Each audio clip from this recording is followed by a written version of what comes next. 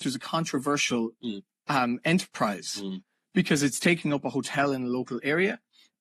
It's soaking up resources.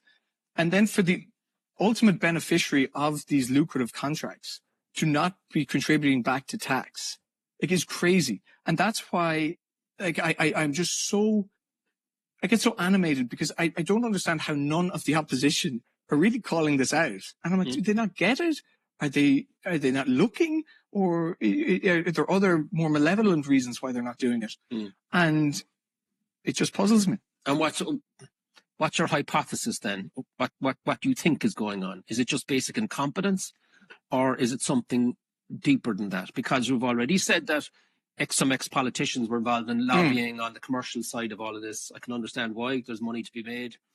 Well, when you get down into a granular level, you can take each asylum center on. You should take them all on a case-by-case basis. But there's a common theme of there's either a really tax-efficient corporate structure, or there's an Irish Celtic Tiger cowboy on the receiving end. Right. Now, that's a generalization, but we can delve into it. And so one of the ones I exposed, I suppose, during the last week or two, was this café. This entity was, Roderick O'Gorman put out an update onto Thornton Hall, and he said the company getting the contract for Thornton Hall is IEMS. I was like, that's interesting. IEMS is not the name of a company. You haven't said anything there. So I went, why is he hiding this? Why is he hiding what IEMS is?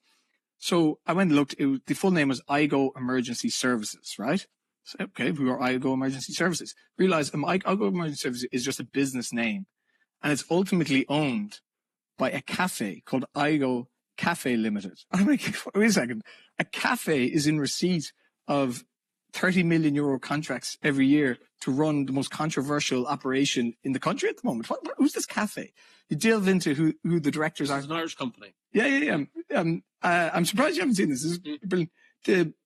The two directors of the cafe are two ladies, Anne Murphy and Andreas, Martina Andreas or something like that.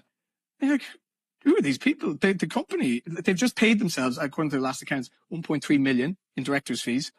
And I'm like, who are these people? These should be warranted for Entrepreneur of the Year. Why are they on the David Williams podcast? Like, these are incredible entrepreneurs to have this company. And I put this out and I was like, who are these people? Because this is incredible. And then I got an incredible amount of messages saying, we know who owns that. And it was a guy called David Mooney. It was an open secret about who owns it. And I was like, well, where's his name written down?